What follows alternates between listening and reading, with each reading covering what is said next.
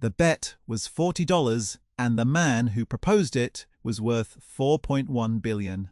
It happened on a Tuesday in the back room of a steakhouse on the 42nd floor, where the windows held the whole grey sprawl of the city below, like something a man could own if he wanted to. Royce Vance wanted to. He had wanted things his whole life and gotten most of them: the first company, the second company, the house with the 11 bathrooms, the kind of name that opened doors before he reached them. And now at 51, he had reached the stretch of a man's life where the only thing left to want was to be amused. His partner across the table, a developer named Hollis, had ordered the second bottle of wine and was feeling generous toward the whole human race. And he had just told Royce that anyone could be trained, that a job was a job and a worker was a worker, and there was nothing magic about the people who climbed, that it was all luck and timing, and a door held open at the right moment. Royce disagreed, and he disagreed in the particular way of a man who has decided his own success was deserved down to the last dollar. He believed some men were built to rise and most were built to fall, and that the proof of it was all around them, was in fact lying on the sidewalk 42 floors below, and he was willing to put money on it. So, he said, "Give me one off the street. Give me the worst one you can find, the kind of person steps around without looking down, and I will hire him, and I will pay him, and in a year we will both see that you cannot make a racehorse out of a stray." Hollis laughed and said it was cruel, and Roy said it was science, and Hollis laughed again and took the bet. $40. They shook on it over the white tablecloth, and neither of them, in that warm, bright room with the city laid out beneath them, had any idea what they had just set in motion.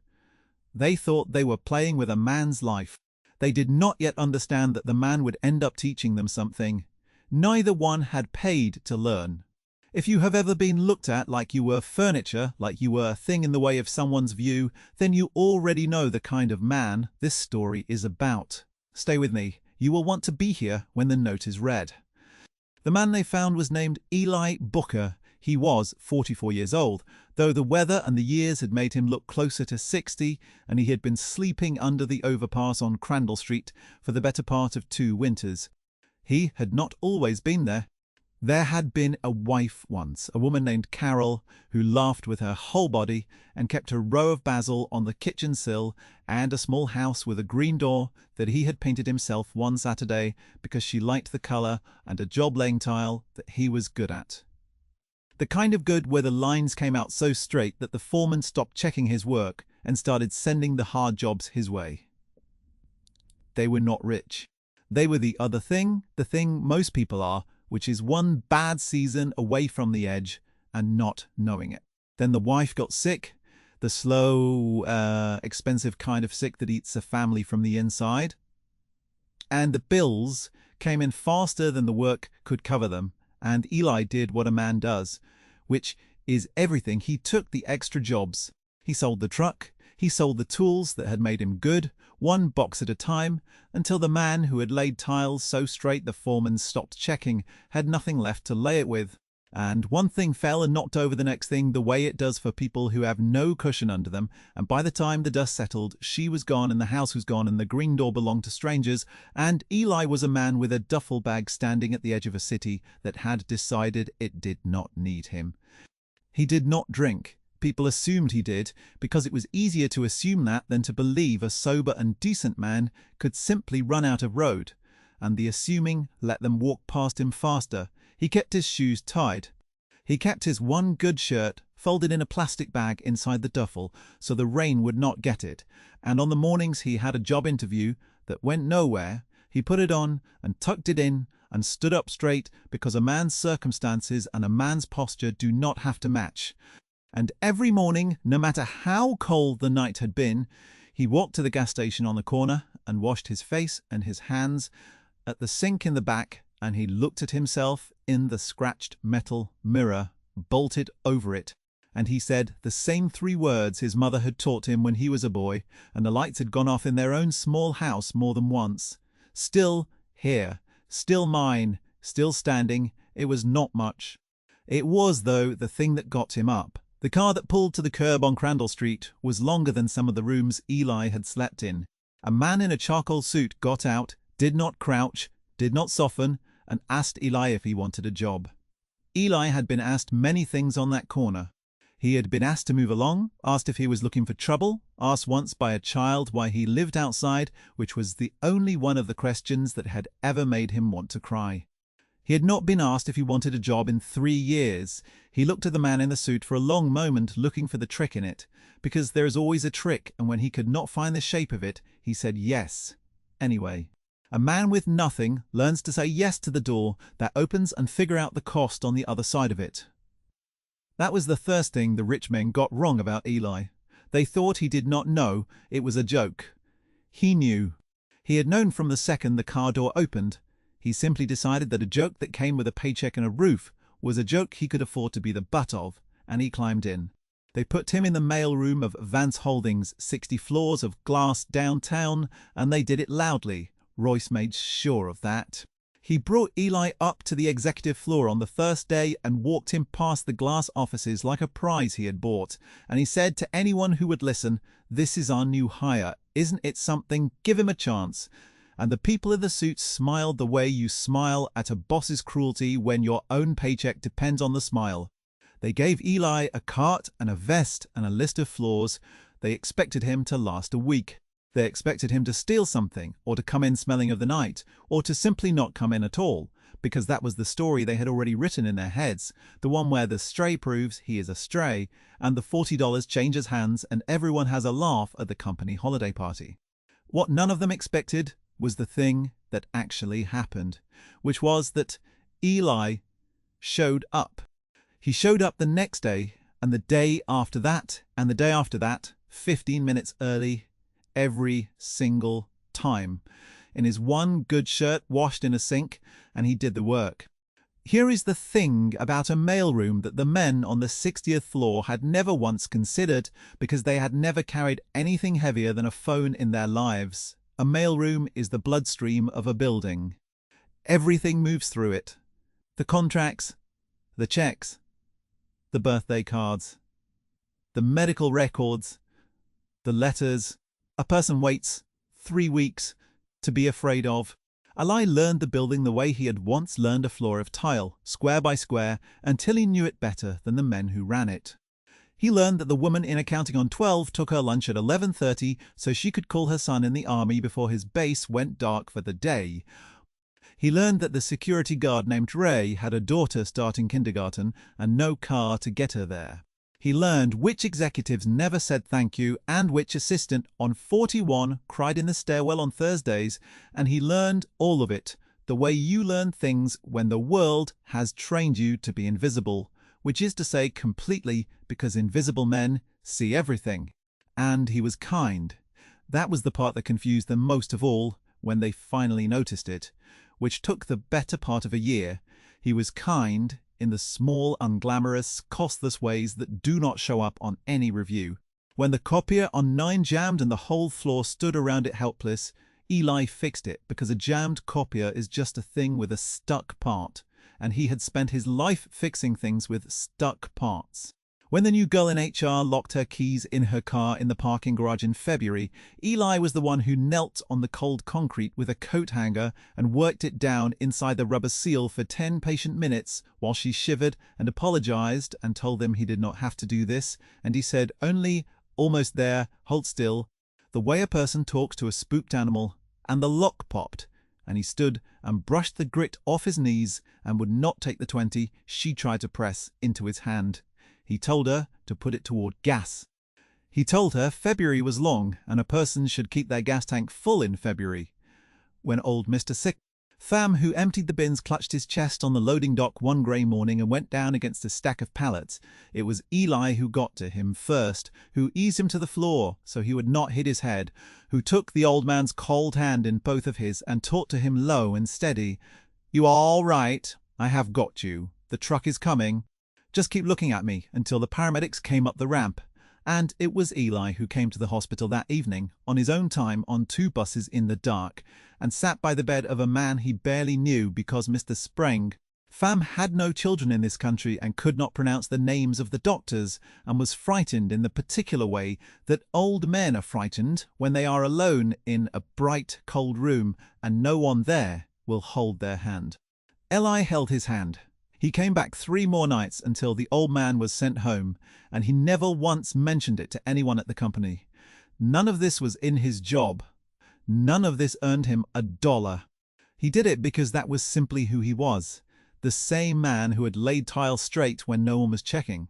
And a man does not stop being himself just because the world took everything he had. You might be thinking that someone should have seen it by then. Hold that thought. Someone almost did. And that almost is the whole turn of this story. Royce, in those first months, did not think about Eli at all. He had won a bet he had not yet collected on and lost interest in the playing piece. There was a person in that building, though, who did think about Eli, and her name was Naomi. And she was 19 years old. And she was Royce's daughter. She was not supposed to be working in the mailroom. She was supposed to be at a university 3 states away that her father was paying for in full learning. The things rich children learn so they can run the things their fathers built. Naomi had a secret, though, which was that she was failing, quietly and completely, drowning in a life that had been chosen for her before she could speak, and she had come home in the middle of a semester without telling anyone, and she had taken the only job in her father's company where no one would recognize the boss's daughter, which was the one job her father would never in 1,000 years walk into. She wore her mother's maiden name on her badge. She sorted mail beside a homeless man her father had hired as a joke, and she had no idea in those first weeks that the quiet older man who showed her how to bundle the certified letters was about to become the closest thing to a father she had ever had. They worked side by side for a year. Eli did not pry. He had been pried at enough in his own low season to know the cruelty of it, and so he let the girl be quiet when she was quiet, and he simply made the work feel less like a punishment. He showed her how to lift with her legs so her back would last. He brought an extra sandwich some days and set it on her side of the table without a word. The way you feed a stray you do not want to scare off, except the stray in this story was the billionaire's daughter, and the man feeding her slept 3 nights a week in a shelter and 2 on a friend's floor, and the rest when the shelter was full, under the same overpass he had been pulled from. She found that out by accident in the winter of that first year when she offered him a ride home, and he said the bus was fine, and she pressed, the way 19-year-olds press, and the truth came out in the parking garage under the white lights that the job had given him a paycheck, but the paycheck had not yet given him a home, because the first months had gone to the back debt that follows a poor man around like a dog, the old medical bills with his dead wife's name on them that he was paying down $10 at a time because she had been a person, and people should not be erased just because they could not afford to live. Naomi went home that night to a house with 11 bathrooms and could not sleep. She started watching him after that. Not the way her father had watched, as a thing bought for sport, but the way a person watches someone they are trying to learn from.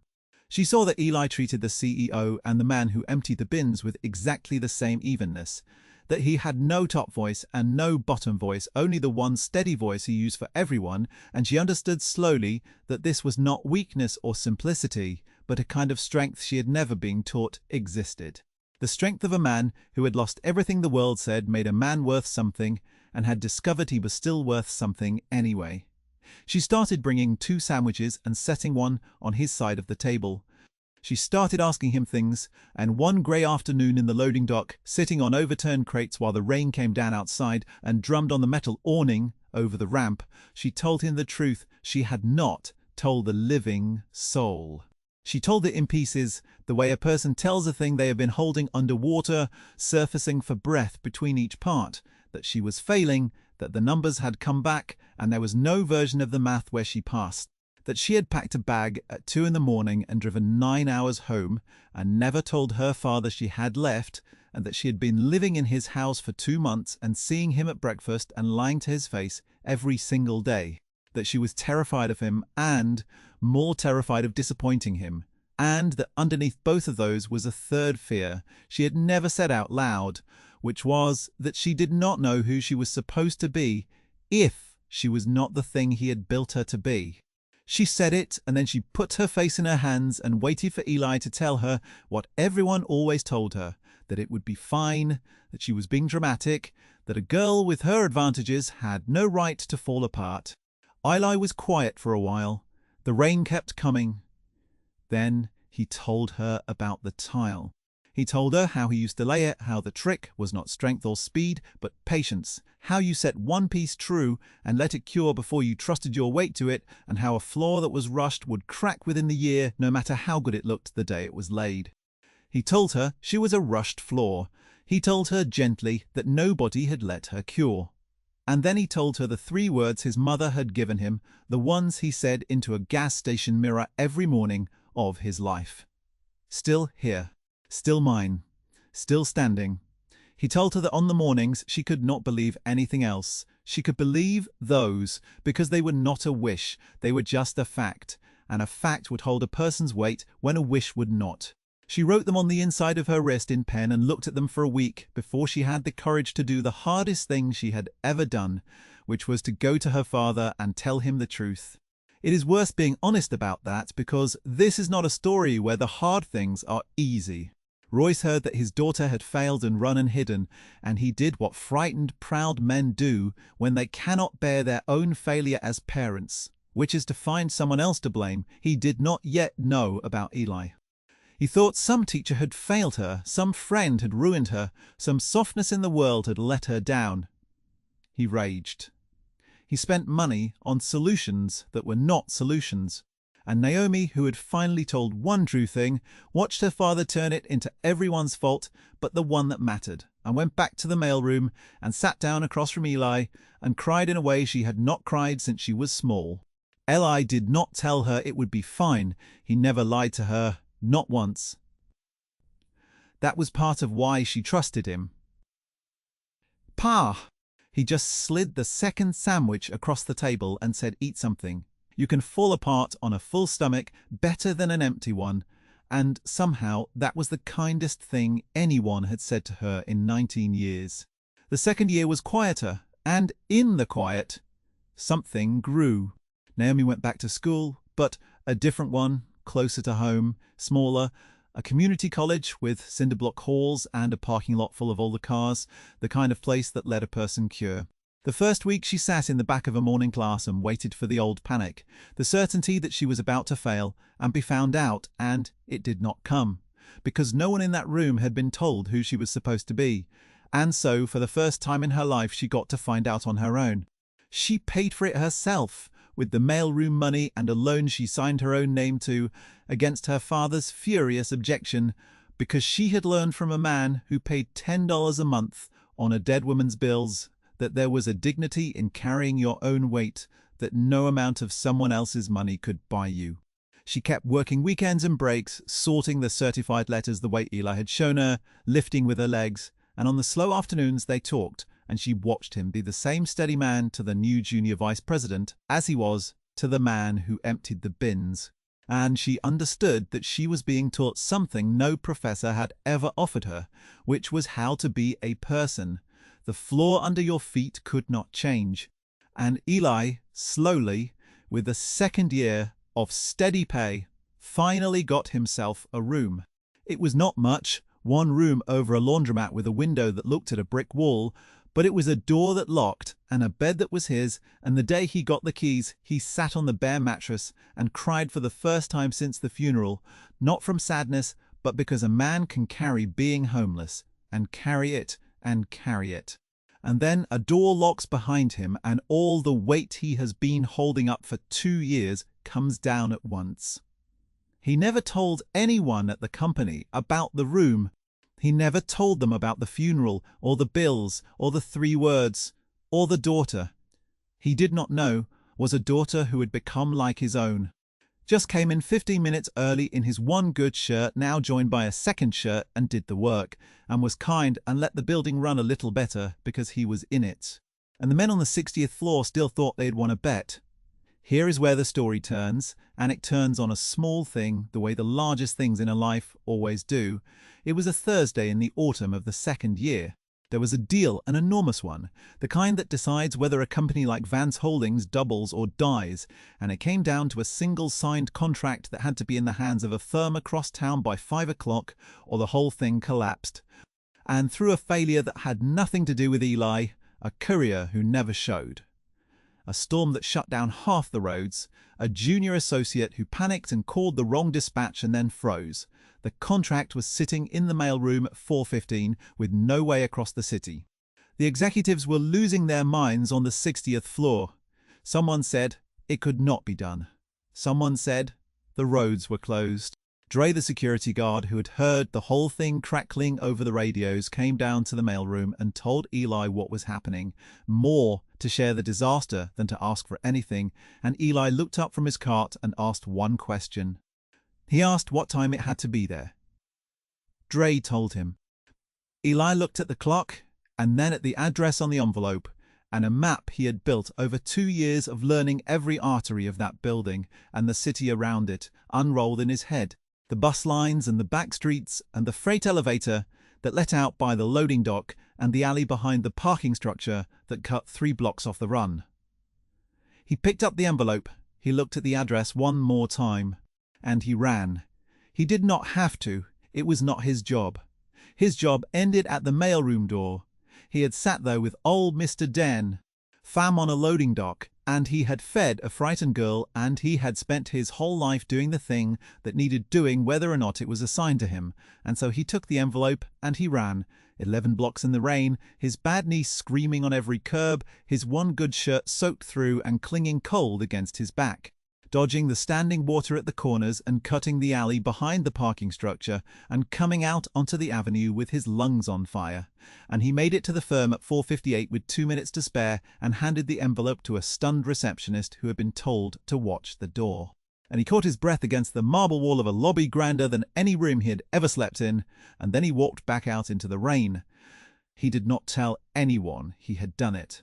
He rode the bus home with his wet shirt steaming faintly in the heat of the crowded car, and he went up to his room over the laundromat and hung the shirt to dry over the radiator and made a can of soup and went to bed. It was the receptionist who told. She mentioned it the next day in passing to the firm's senior partner, who mentioned it on a call to Royce, who did not understand at first what he was being told. Some man from your mailroom, the partner said, ran it across town in the storm, saved the whole thing. You should give him a raise. And Royce, sitting in his glass office on the 60th floor, asked a question he had not asked in 2 years. He asked what the man's name was. When they told him, he did not remember at first, and then he did. The bet. The stray. The $40 he had never bothered to collect because he had assumed, without ever checking, that he had won it. He pulled the man's file himself, which he had not done for any employee in years, and he sat at his desk on the 60th floor with the grey city spread out beneath the glass and read it. He saw the attendance record, which had not a single absence in 2 years, not one sick day, not one late morning. In a job that paid almost nothing to a man he now understood had been sleeping in a shelter while he came in 15 minutes early. He saw the start date and did the math and realized the man had been carrying that perfect record the entire time. The joke had been forgotten, and at the bottom, in a different hand, he saw a small note an HR manager had added without his knowledge, a single line that read, "Mr. Booker is the most respected person in this building," and he read that line 3 times. He set the file down. He looked out at the city he had wanted to own. Then he asked his assistant to bring the man up. That is not yet when the note happened, though. The note happened because Royce, even then, even holding the proof of his own blindness in his hands, could not quite let go of the man he had been in that steakhouse. He brought Eli up to the 60th floor, the same walk he had paraded him down 2 years before, and Eli came in, his one good shirt, calm, that one steady voice, and Royce, instead of simply thanking him, instead of simply seeing him, made it about the bet again. He told Eli the truth. He told him, with a smile that he thought was generous, that he had been hired as a wager, that there had been $40 on whether a man like him could be made into a man like them, and that Eli had, against all odds, won it for him. He said it as if it were a gift. He said, "You proved me right, you climbed," and he reached out to shake the hand of the man he had spent 2 years failing to see. Eli did not take the hand. He did not raise his voice. He did not need to. He stood in that glass office with the whole grey city laid out beneath him, the same view 2 rich men had bet over, and he looked at Royce with the evenness he gave to everyone, the bin man and the CEO, and he said only one thing. He said, "I didn't climb for you." And then he said, "Thank you for the work." Because he was the kind of man who would thank you even as he refused you, and he turned and walked out, and he did not come back. He left no scene. He left no anger. He simply quit, the way he did everything, quietly and completely. And on the table in the mailroom, where for 2 years a second sandwich had appeared without a word, he left a note. The note was found by Naomi. She had come in that afternoon on a break from her small school, and she found the mailroom empty and her friend gone, and a single folded piece of paper on the table with her mother's maiden name written on the outside, the name she wore on her badge, the name only Eli used. She opened it with shaking hands.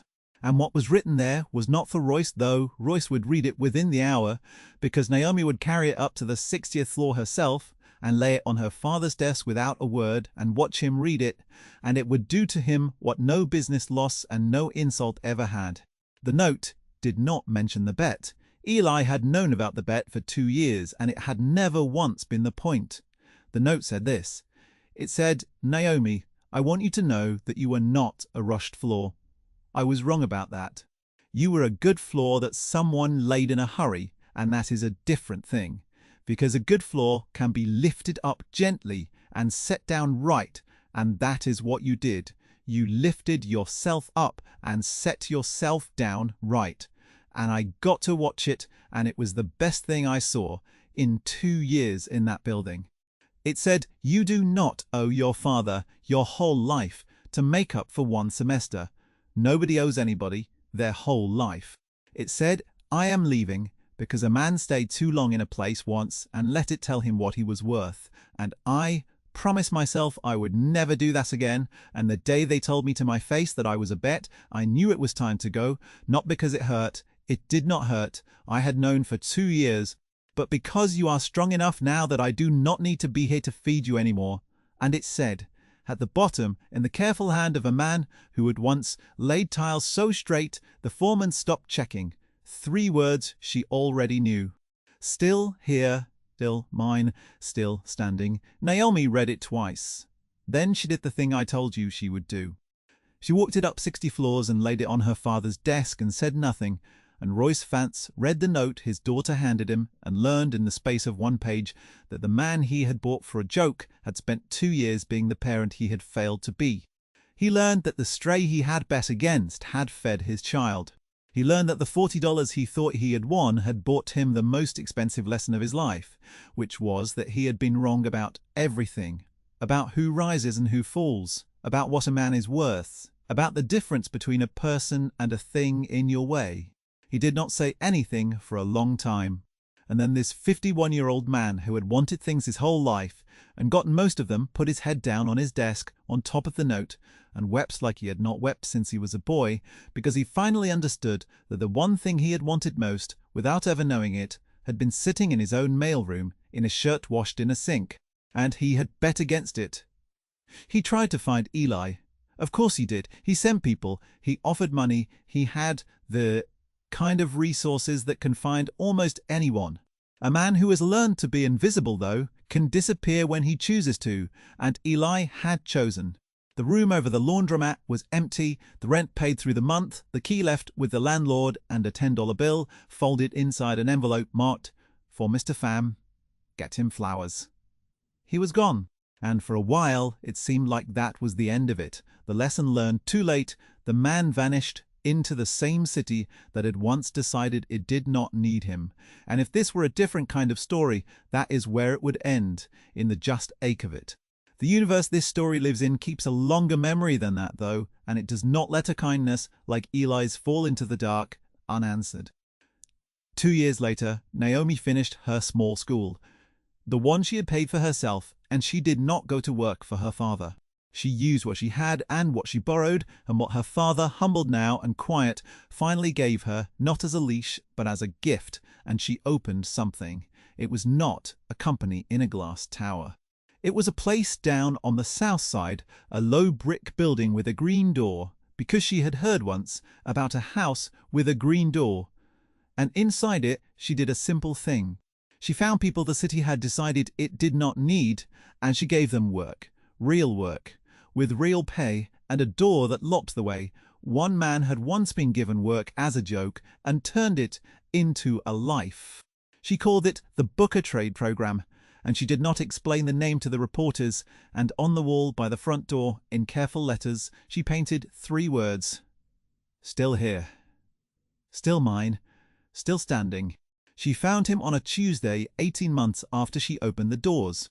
He had walked in like any of the others, older now, greyer, leaning a little more on the bad knee, his duffel bag long since traded for a worn canvas satchel, and he had not known it was hers. He had heard from a man at the shelter that there was a place on the south side that was starting a tile laying course, real training, real tools provided, and he had come in to ask about it, because a man should keep his hands in the thing he is good at. And because the thought of laying a true line again had pulled at him for 2 years like a song, he could not stop humming. He was at the front desk, filling out a form, writing a name. He had not said aloud to anyone who knew him in a long time, when the young woman behind the desk came back from the supply room and looked up, and the pen stopped. It was Naomi. She was 23 now, steadier, with her mother's maiden name on the sign over the door, and her father's stubbornness finally pointed at something worth being stubborn about. Neither of them could speak.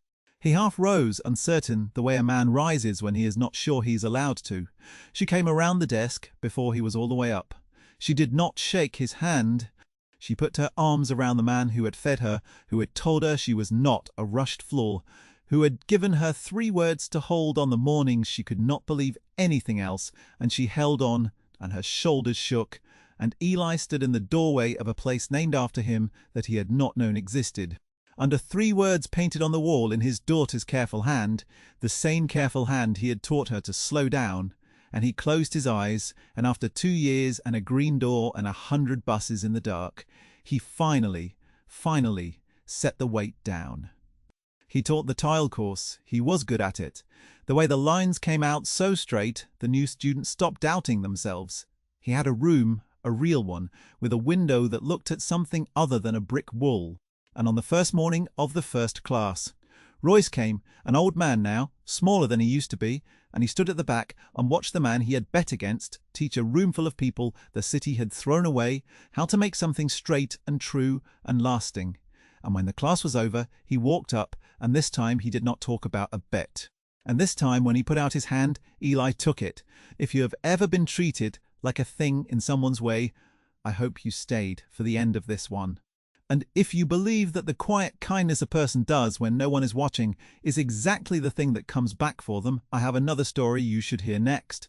The green door is still there. Eli painted it himself.